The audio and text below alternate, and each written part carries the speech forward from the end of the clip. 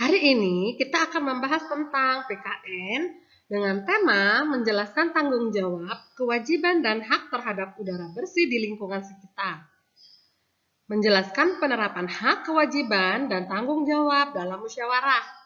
Bahasa Indonesia menceritakan kembali isi teks, menemukan informasi dalam isi teks, mengidentifikasi penggunaan kosakata buku dalam teks. IPA menjelaskan macam-macam gangguan pernafasan pada manusia. IPS menjelaskan dampak kegiatan ekonomi terhadap kesejahteraan masyarakat. SBDP menyebutkan properti yang digunakan dalam tari, menjelaskan persiapan yang digunakan sebelum pementasan tari. Kita ke materi PKN terlebih dahulu. Menjelaskan tanggung jawab, kewajiban, dan hak terhadap udara bersih di lingkungan sekitar. Yang pertama ada tanggung jawab. Tanggung jawab menjaga kebersihan udara antara lain sebagai berikut, yaitu mengurangi asap kendaraan, bersepeda atau berjalan kaki, tidak membakar sampah. Kewajiban menjaga kebersihan udara antara lain sebagai berikut, yaitu mengurangi penggunaan kendaraan, melakukan penanaman pohon, menjaga kelestarian lingkungan, mengurangi penggunaan gas-gas kimia, dan asap pabrik.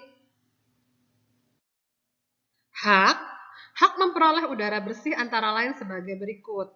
Menikmati lingkungan sehat, terbebas dari pencemaran lingkungan, memperoleh lingkungan yang sehat dan nyaman, terbebas dari penyakit.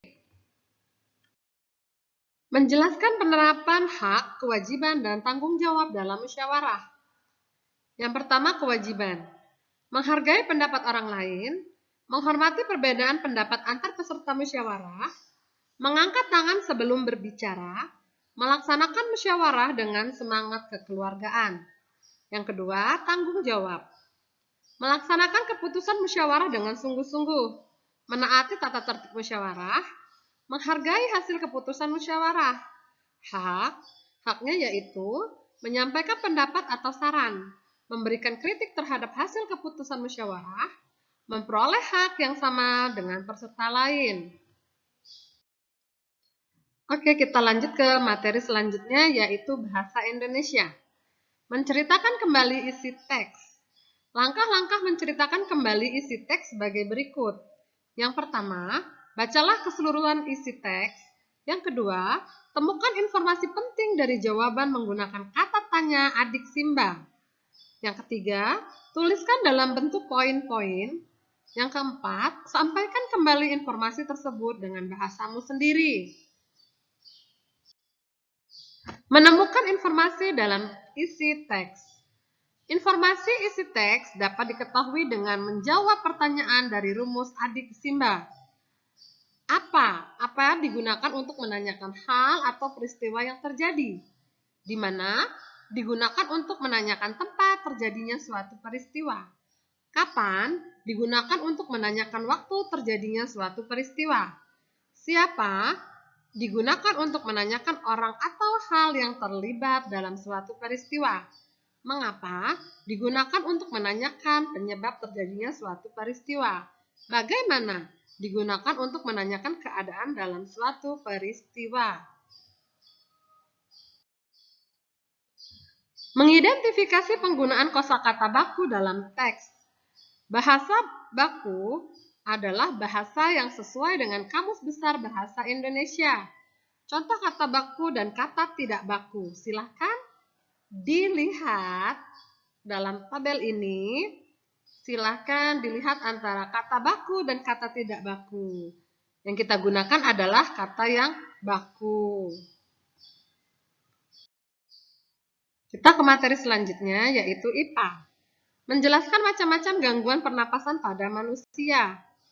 Gangguan organ pernapasan manusia dapat disebabkan oleh beberapa faktor, yaitu keturunan, virus, bakteri, udara kotor, dan kelelahan.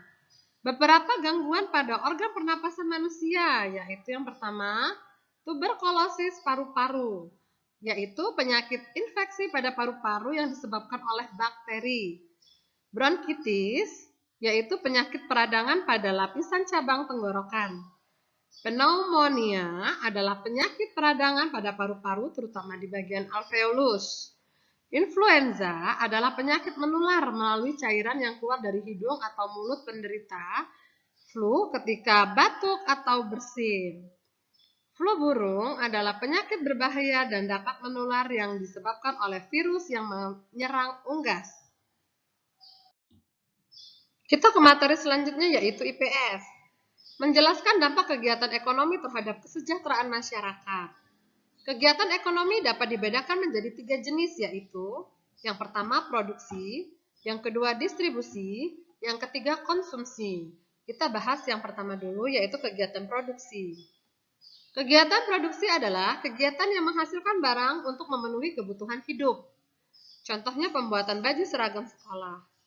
Orang yang melakukan kegiatan produksi disebut produsen.